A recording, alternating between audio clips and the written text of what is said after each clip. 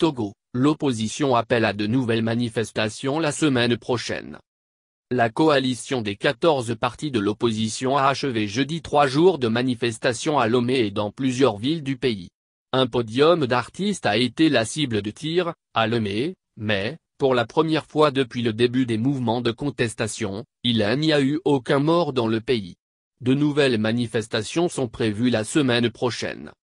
Gouvernement et opposition se sont montrés satisfaits à l'issue des 3 jours de manifestation du Front démocratique, coalition de 14 partis politiques à l'origine du mouvement de contestation dans le pays. Des milliers de Togolais ont manifesté dans 17 villes à travers le pays pour réclamer un retour à la Constitution de 1992. Brigitte Kafui-Adjamabo Johnson, l'une des principales figures de la coalition, dresse un bilan globalement positif du point de vue de la mobilisation, soulignant que celle-ci témoigne de l'intérêt des populations pour la lutte engagée par l'opposition contre Faure Gnassingbé. Dans l'ensemble, les manifestations de la journée, de jeudi, NDLR, se sont globalement bien passées. Et ce qui est encore intéressant aujourd'hui, on a vu des manifestants faire des réprimandes à d'autres qui dérapaient. Je pense qu'à cette allure, c'est la démocratie dans notre pays qui gagne, s'est réjoui le ministre de la Sécurité et de la Protection civile. Yark Damehan a néanmoins déploré quelques incidents mineurs, évoquant notamment un sit-in dispersé dans la banlieue nord de la capitale. Des informations abondamment relayées à la mi-journée sur les réseaux sociaux ont fait écho à l'attaque d'un véhicule podium d'artistes engagés.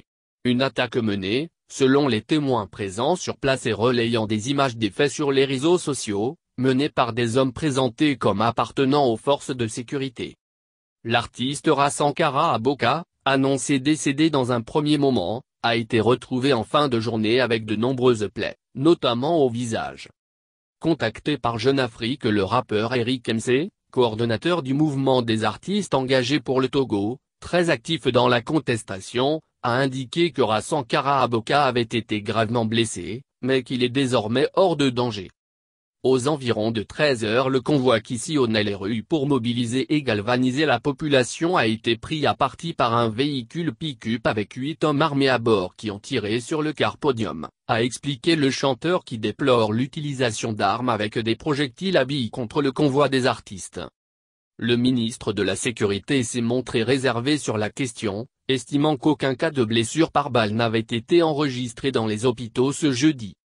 L'opposition continue de poser des préalables à la tenue du dialogue politique annoncé le 6 novembre par le gouvernement. Des manifestations sont annoncées la semaine prochaine, toujours pour réclamer le retour à la Constitution de 1992, véritable solution à la crise togolaise, selon l'opposition.